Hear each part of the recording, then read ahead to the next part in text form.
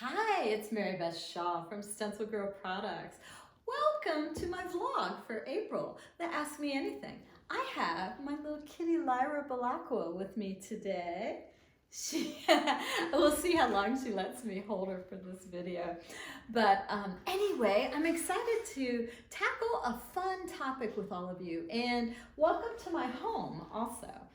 I'm gonna read the question, the comment first. You know, ask me anything. It's ask me anything, seriously. And I would love to get more of you to jump in and offer up your questions to me regarding stencils or any art-related topics that you might have. And guess what? If you get picked, you get a gift card for StencilGirl Products.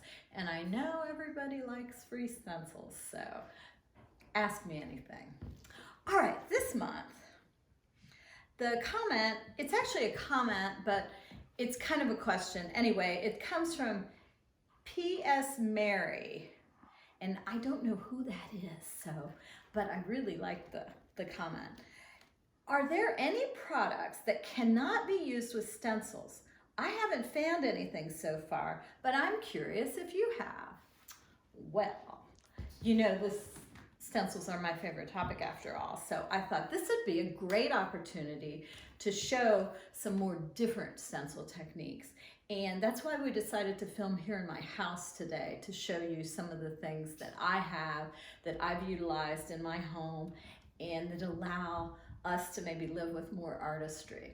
So first of all, it's the staircase. Yes, yes, yes. It goes up and then it goes around, and there are stencils on every riser. And I'll just say, not for the faint of heart, stenciling like this, okay? Just envision a lady, a woman, my size, laying like this with a sponge, and you'll get a good drift on it. It was so worth it though, and I do love the look. I like the classic black and white, and it just turned out so great. Every once in a while I paint over it, trade them out with newer stencils, but I love seeing this every day in our house. And you do too, don't you, pumpkin? So anyway, if you're up for a project like this, the thing you're probably going to need to do is to cut some stencils down and really do some careful planning. And what I did was I did a couple steps every day, because it is really a grueling kind of activity, laying in a contorted position trying to stencil. But as I said, very, very worth it. All right, so I have some other things I want to show you that are just a little bit out of the box. This is a shirt that Carol Baxter made for me, and she stenciled along the side of this adorable shirt, and I love this. So think about it. If you're too scared to try a brand new piece of clothing, go to a thrift shop, get something that you don't have a large investment in, and embellish it with stencils. Fantastic way to personalize an item of clothing, and you know you'll never see anybody else wearing it that way. All right, next up is a glass platter. This is utilizing my Bubbles stencil, and this is made by a glass artist from Arizona and was actually featured in my second book, Stencil Girl. And she gave this to me as a gift, and I love it, and I use it all the time. Next up is this ceramic coffee mug. Used to have a handle right here, but I might have broken it. And I loved it so much, I sanded this down so I could still use it.